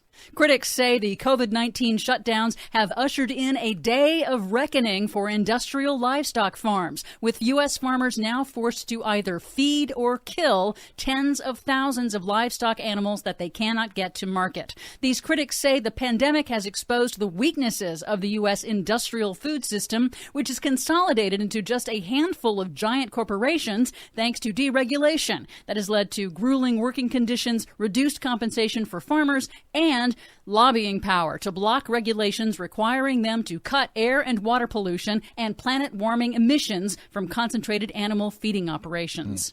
Meanwhile, the world's leading biodiversity experts warn that the global coronavirus pandemic is likely to be followed by even more frequent, deadly, and destructive disease outbreaks unless humanity halts relentless destruction of nature. Fantastic. Because that is bringing more people into contact and conflict with wild animals. Scientists with the United Nations Intergovernmental Science Policy Platform on Biodiversity cautioned in a research letter this week, quote, "There is a single species responsible for the COVID-19 pandemic, us." I knew it. They say any economic recovery packages must strengthen and enforce environmental protections, or else we are, quote, essentially subsidizing emergence of future pandemics. Well, we are, and no, they won't fix that either. In other news, a new study warns that the western U.S. is likely already in the beginning stages of a climate change-driven megadrought. Also fantastic. That is a severe regional drought that lasts decades or longer.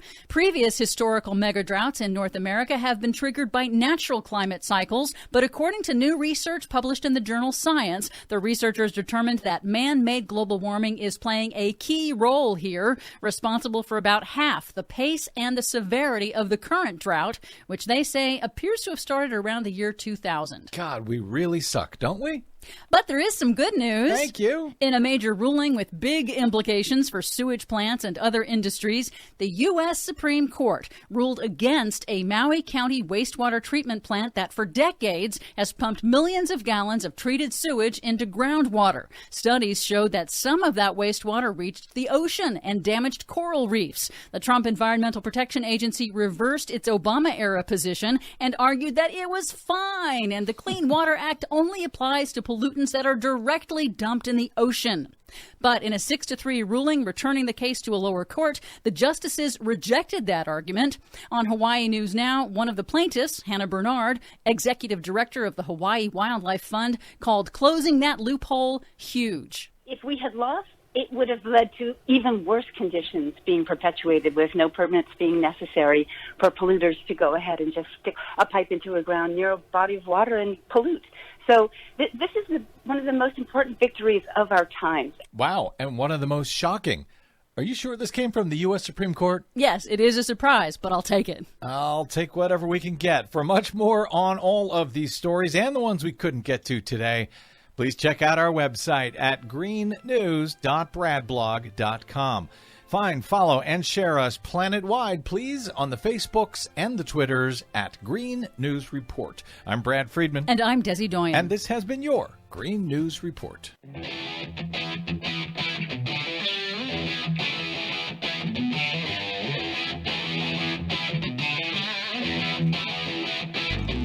Welcome back to the Rick Smith Show. Now, here is Rick Smith. So it turns out that Michael Cohen's not getting out of jail after all. Evidently, they've rescinded his early release to home confinement. And you got to wonder, has that got anything to do with the Donald maybe jumping in the middle of it? Now, the report is that a number of other prisoners at this Otisville facility have also had their releases rescinded. But you got to kind of wonder, did Trump get to the Bureau of Prisons? I don't know. I would bet. I would put money on it. I'm not a gambler, but I'd put money on it. Anyway, here to share some thoughts on what's going on today. I've asked our good friend, former Congressman Bob Ney, to come talk with us. Bob, thanks for taking time for us. Well, thank you. So you think Trump had anything to do with the Bureau of Prisons rescinding this? You know, I don't think so directly, as much as an outpouring of people, yelling about it.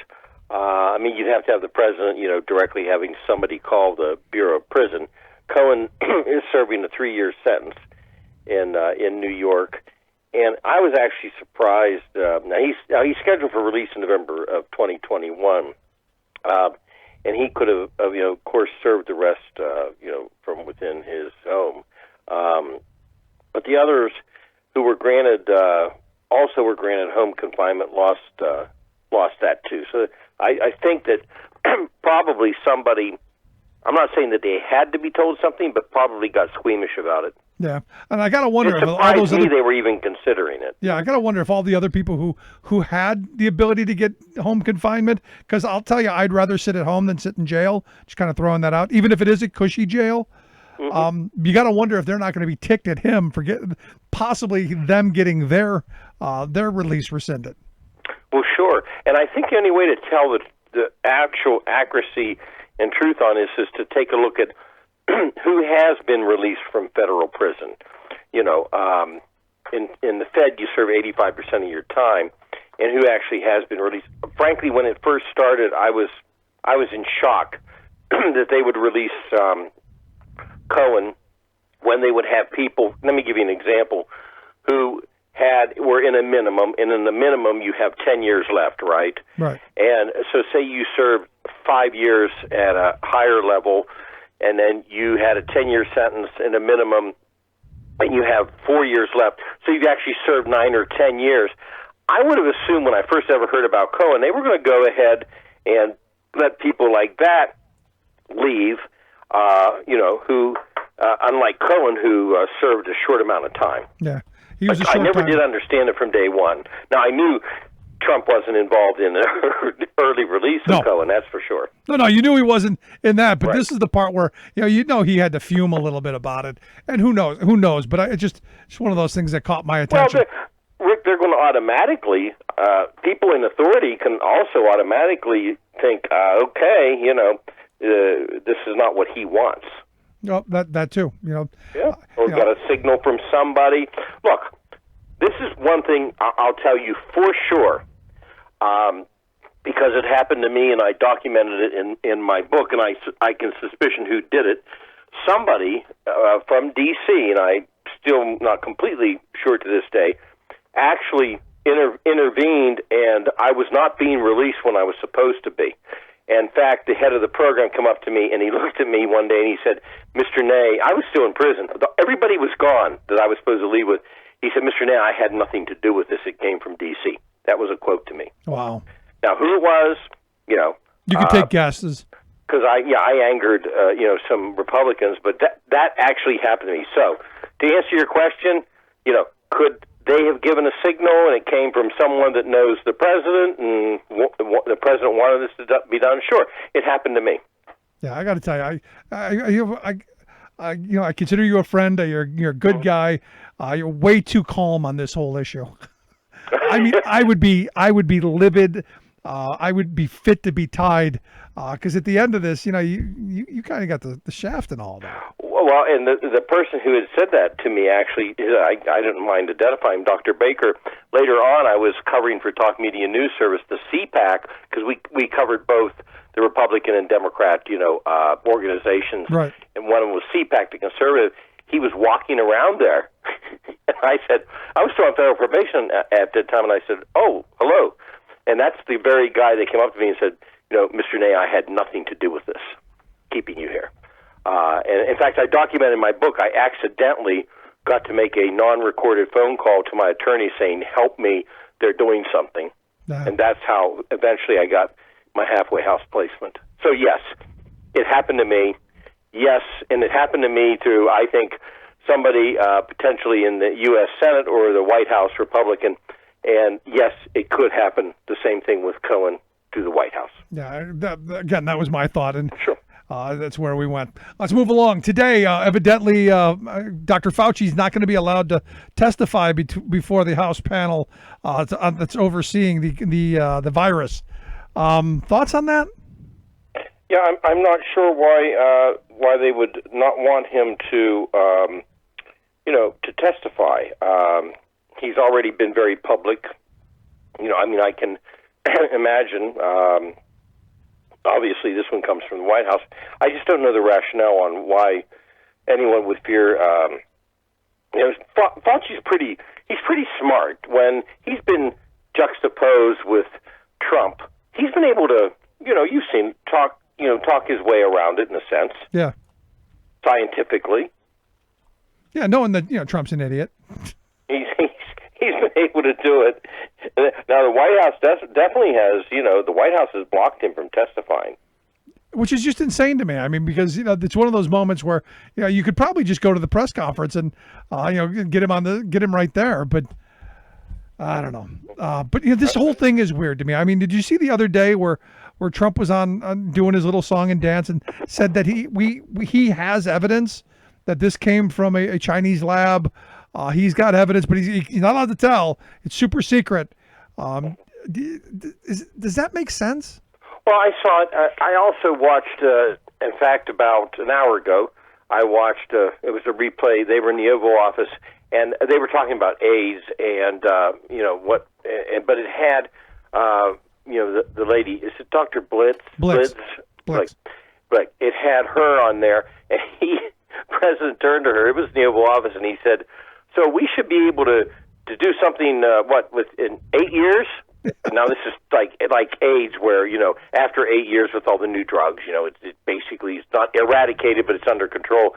And she kind of smiled and just said, "Well, we're looking at things." He said, "Well, would it be about 8 years?" And she said, and she changed the subject and just went on. And I thought, okay, they're learning the curve of how to answer. Yeah, here's some ice cream. That's what you do with 2-year-olds. Here, have some ice cream. That's what they should just do. Bring a bucket of Rocky Road. That might help. But here's the weird thing. I mean, the Republicans seem to be losing their mind because there's this conspiracy theory going on that this was, a man-made thing, that the Chinese did it, and this is chemical warfare. Even though our intelligence agencies are saying, there's no proof of that. You and I both agree. You never trust China. Right. I'm curious your thoughts. Is there any validity to the fact that this could have been man-made, could have been mutated, or could have just gotten loose from a lab somewhere? Well, one of the things I believe in, it's not my theory, but I have friends who I consider to be not political, but I consider to be intelligence-based. And I've been hearing this for the last month, and this is what I think could be plausible, is that it came from, obviously, a lab in China. China's not going to admit that. It came from a lab not created, but they were seeing what was in these animals, and somebody who was supposed to have disposed of some of them might have sold them on the wet market. Now that, I believe, would be plausible. I don't think it was man-made. I just think that somehow, it was released. I don't think intentionally, because I don't think China would intentionally do this to its people, but China's going to lie about things, and so I think it came from a lab, but I don't think it was a man-made, from everything I've heard, at least, a man-made. Yeah, that's what the intelligence is saying, but here's the weird thing, this is one of those moments where, have we just, are we firing up World War III? Because you've got Trump, basically blaming, you got Lindsey Graham saying everybody in the world should send them the bill. You've got this idiot from Tennessee, Marsha Blackburn, saying we should default on our debt. I mean, there seems to be a lot of ramping up of tension. Oh, I mean, I don't. I know we can't do the default on the debt. Now, I'm in the category of, I think they ought to have repercussions because China was not accurate on this. We know that. China did not come forth on this. We know that. There's a lot of things. We didn't either when we found out. But from its origination, they could have done a lot of things different. Of course, I'm somebody who believes that the Chinese government ought to be harnessed. I just don't think you do it. In fact, they need to be contained, is a word I've used years ago. And so I'm happy that people are starting to see the light of error from decades of what we've done with China. But again, you can't default on debt. Yeah. That's something different. You can't do that. The first thing I'm thinking of, I'm going, well, this is, what do you expect from the bankruptcy king? We're now going to become the bankruptcy country. Right. It's crazy. But here's the thing: polling numbers not very good. I mean, the last report I saw, Trump's polling numbers, he's dropped 15 points in the battle states of Arizona, Michigan, Florida, North Carolina, here in Pennsylvania and Wisconsin. That's huge trouble for him. Right. I think that I think when this started, he was okay with the polling data of what was going on with him. As the further he went on these daily press routines, I think the worse it got for him. Yeah. And that's why they've, curtailed that. I don't think that helped him whatsoever. I think there was a point in time, first couple of weeks, he was okay, down a little bit. But I think the longer that those went on, Rick, as you know, the worse it got for him. Yeah, I think the whole detergent thing and the whole... that was a turning point. Yeah. And really was. When you tell someone the best option they've got is to shove a light up their behind, I don't think that's a great option. Right. Now, with the polling, too, you always want to see some of the things they say because, I know sometimes the polling came out today about the governors and what people think, but that's fluid, too. And we've got to see what happens in the next 3-4 weeks, 2 months, 8 weeks of what happens here and how this is handled and the statements made. I think this whole election is still surreal, back and forth of, what's going to happen. And but definitely if I was in the Trump campaign, I would be definitely concerned about how these numbers have changed in the last 2 weeks. No, I'm right there with you. But here's the thing, the Biden camp, not lighting things on fire. In fact, today, I'm sure you saw the hostage video that was Biden's, testimony. I'm going to use that. Did he make the right choice coming out and finally giving a statement? Well, I think so. Probably, there's two theories here that, at least I've looked at. And one of them is that he should have just, when the campaign made a statement, it should have just been from him. All right. You're talking about the statement he made on. Yep, I say he should have gotten ahead of this from the beginning, and he should have never had the woman from the campaign put out the statement. That's my position. Well, that's exactly where I'm at. The minute the campaign spoke, and I think they spoke. Now, I defend the campaign on this. I think they spoke 8 days after this started to break. I defend them on that one because you want to sit there and say, well, wait a minute, this is going to be just dismissed. Well, it wasn't. So then they spoke. The minute they spoke, it should have been from Biden. Not saying going on a TV screen, but the statement itself should have been from Biden.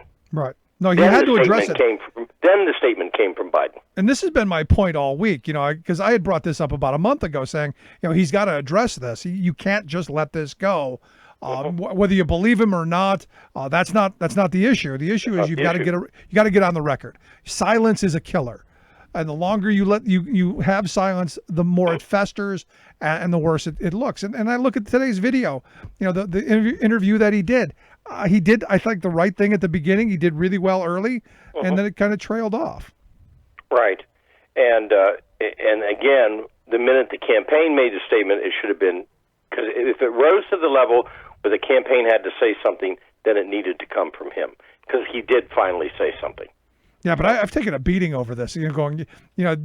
And I'm going, it's not whether I believe him or I don't believe him, or I believe it happened or I don't, because I don't know. I wasn't there. I have no real way of knowing. But what I do know is, all during the Kavanaugh hearing, when you're screaming about you got a believer and all of that, well, this is the kind of the same kind of the same thing. It's a long time ago.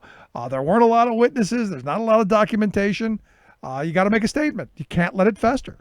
Well, yeah, I don't realize why anybody would give you a beating over this, because if you look at how these things have, I mean, just take the Al Franken case, all right?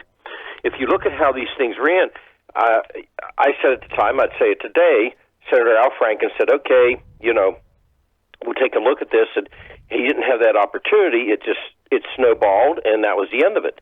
Whereas, if you look at how these things happen, whereas Biden's case, I think they got to be sensitive to the fact that on something like this, these days in particular, after the last few years, you have to get out front. Yep. So I don't know why you'd get grief over that. I think to me, it's a logical move they should make. No, I mean, it's and this is where I'm struggling with people. I'm going, look, I'm not going to argue with whether he did it or he didn't. Right. Whether I believe him or I don't is not the point. It's how you play the game. It's the game of politics. It's understanding the strategy. That's where my position is. And understanding how this stuff plays out is part of what I try and do here. So by saying he had to do this, that was strategic. That wasn't whether he was guilty or innocent. Well, exactly. I was asked just tonight about it because, what's happened in the quarters between the Senate buildings. I said, it's really not a place you could do that kind of thing, first of all. Yeah, I know those buildings. So when you hear the story, but, person that asked me about it who doesn't have a bias said, well, he didn't say anything. I said, well, okay, well, now he has. So that's how a story gets a rolling start. Yep. And that's where we are. Right. And look, I believe everybody should have the right to be heard.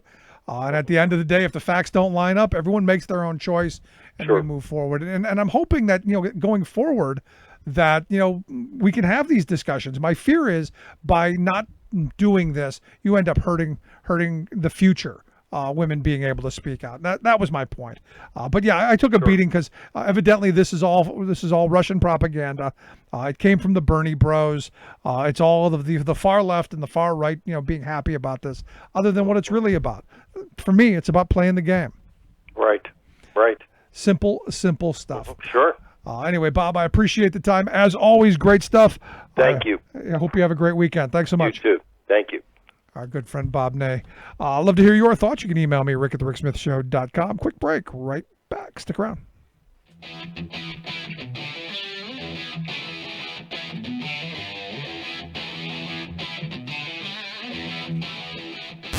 Saving work in America, one show at a time.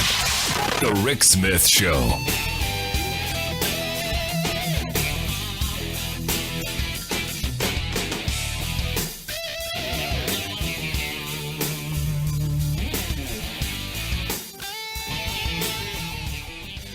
I'm Rick Smith, and this is Labor History in 2. On this day in labor history, the year was 1886. That was the day that workers throughout the United States walked off their jobs in a coordinated, planned effort and demanded the 8-hour day. What made this strike truly revolutionary was that the workers were not asking for reduced pay for reduced hours. They wanted their pay level to stay the same. Chicago labor activist Alan Parsons explained this that March for the Chicago Daily News, saying, quote, "The movement to reduce the work hours is intended by its projectors to give a peaceful solution to the difficulties between capitalists and laborers. I have always held that there were two ways to settle this trouble, either by peaceable means or violent methods. Reduced hours, or 8 hours, is the peace offering. Fewer hours mean more pay. Reduced hours is only the measure of economic reform which consults the interests of the laborers as producers, which can only be acquired by possessing and consuming a larger share of their own project.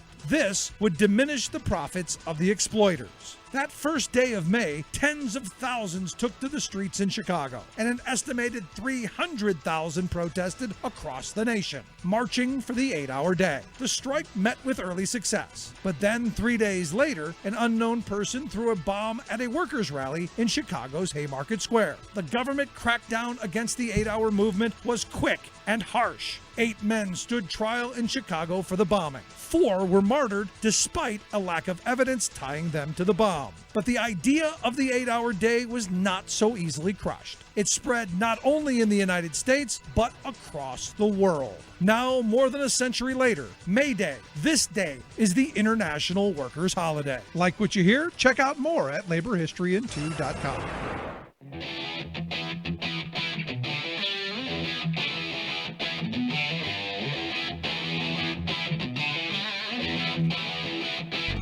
Welcome back to the Rick Smith Show. Now, here is Rick Smith.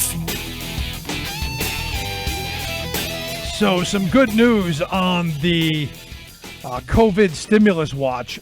The New York Times reported today that Steve Mnuchin is asking that a bunch of elite preparatory schools return the Paycheck Protection Program money that they got. Money that was intended for small business. Understand, small business, the mom and pops, the folks on Main Street. It was money that was supposed to help them stay afloat. Instead, you've got these these really elite prep schools with enormous endowments, and of course, a legal department able to navigate the paperwork and to get their stuff moved to the front of the line. Evidently, some of these institutions with multi-million-dollar endowments accepted the money from the Small Business Administration, which you go, really? And here's the thing: instead of there's a point at which I go, maybe instead of just asking for them to get the money back, we start locking them up. And I know, but Rick, they've navigated the system. This is one of those moments where, you're screwing it up for everybody else. And look, I'm glad that people are shaming, Shake Shack and Ruth's Chris Steakhouse and the Lakers. I'm glad they're shaming, but the sad reality is there's so many of these, which is why I was glad yesterday to talk with our friend Greg Leroy from Good Jobs First and talk about their COVID stimulus watch, covidstimuluswatch.org, if you want to take a look at it. They're looking into who's getting this money, and then the rest of us need to be going, really, did they really need a couple $1 million when they've got multi-million-dollar endowments? And I understand that's how they stay wealthy. They know how to game the system. But the reality is there are people who are struggling. There are small businesses that are worried they're not going to be able to open their doors. They're not going to be able to afford to lay this out. Which again, going back to my conversation with Ray Brescia here a little earlier. The reality is, all of these people were showing up at capitals to do whatever their plan is, whatever the goal is. I mean, if you look at the pictures coming out of the Michigan Capitol of people who are just, yelling in the face of policemen without masks on, you go, what's your end game? In California, you see the same protesters running around screaming and carrying on. You go, okay, what's the end game? To be less safe? Is the end game that we get more people sick? Is the end game that we decrease the surplus population? Is that the goal? Are you trying to kill Granny off so you can get her inheritance? I don't know. I mean, if they were out there for something that was, sane, you go, okay, I'm with you. If they were out there saying, hey, how do we make sure that all of our frontline heroes get the protective gear that they need? How do we make sure that every kid, when they go back to school, is able to be safe in that environment? How do we retool our businesses so that, if you're working in the pork plant or working on the, the meat processing floor, that you are distanced apart, that maybe we're not going to let you get sick and, I don't know, maybe get whatever it is that you have contaminated. Just kind of a thought in all of this. But we're going about all this stuff in this just the most bizarre way, and it's led by the Republican Party. It's led by the masters of the Republican Party who have been dreaming this stuff up for decades. They see an incredible opportunity to push through all of their horrible policies. I got a press release today from one of the organizations saying we need to cut the minimum wage. The only way we're going to be able to recover from this and get jobs back is if we make the jobs even worse. Stop and think of the mentality that goes into saying that and the privilege that comes into saying that. The only way the economy is going to come back is if we cut the wages and the benefits of work and the conditions under which people work, and then take away their ability to hold their employer at all accountable. That's the only way we can get the economy going again. Anybody going to sign up for that? Minimum wage is $7.25 an hour. You're going to work for $5 an hour at a job where you could possibly die? Really?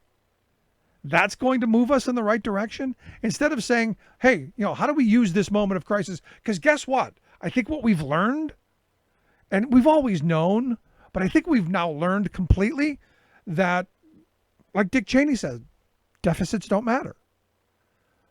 We are spending at rates never seen before. We're spending like this is World War III. And a lot of people are saying that it is. This is one of those moments where, if this gets out of hand, if we haven't done what we've done to this point, it's much, much worse. And there are some that are okay with that. There are some that say, look, it's only going to be the weak.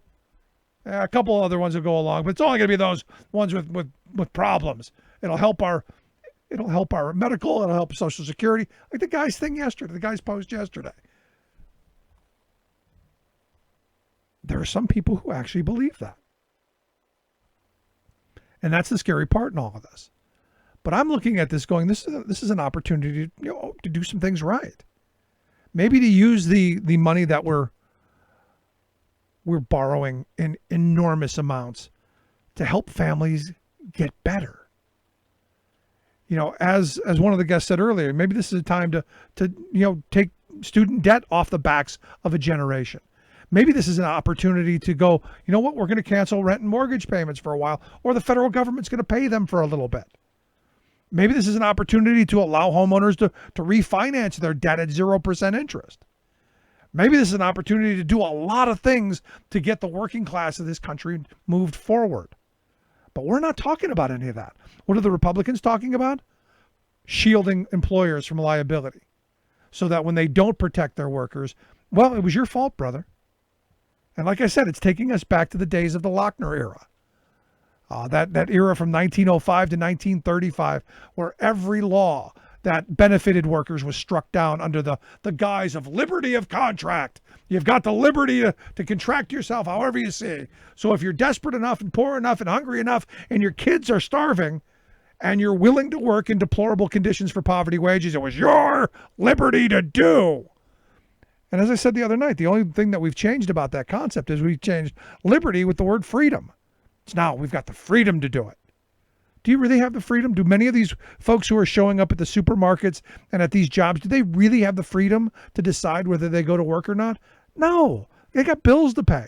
And if they quit, they don't get to collect unemployment. So they're doubly screwed. So don't talk to me about freedom or liberty or any of that stuff until people really have the choice.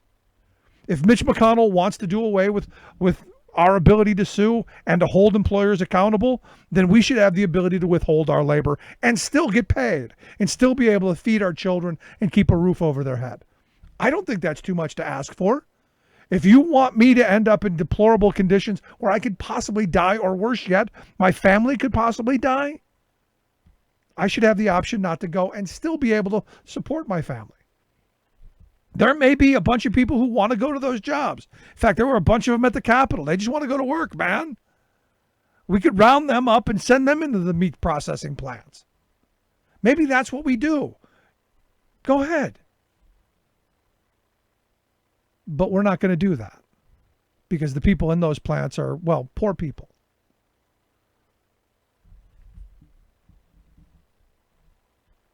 The people we're now calling essential are a lot of poor people. The people working in our grocery stores and the people cleaning up the mess in hospitals. They're poor people. They're people who are just getting by. So out of this, again, as I've pointed out, my hope is that we hold wealth accountable, that we move down a path of saying, like I said earlier, moving towards a tax code like we had under the good socialist president Dwight David Eisenhower. A top marginal tax rate of 92%. We need to pay our bills. We need massive redistribution of wealth. But more importantly, we need families to be able to support themselves so that they can stay home and that they can have real choice.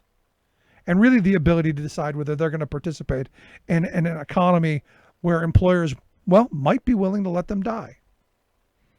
If that sounds radical, I don't think it is. My ability to pursue life, liberty, and the pursuit of happiness, I think is fairly important. Again, the first part of it, life. At the end of it, we should all be fighting. And this is that moment where there's an opportunity for us to come together and say that we believe in life, liberty, and the pursuit of happiness. Again, life being the main part of it. I'd love to hear your thoughts. You can email me, rick@thericksmithshow.com. If you missed any of today's program, thericksmithshow.com is where you go to get the podcast, the Rick Smith Show app on the smartphone. Take the program on the go wherever you go. And as always, you can email me, rick@thericksmithshow.com. Thanks so much for tuning in. We'll see you back here next week.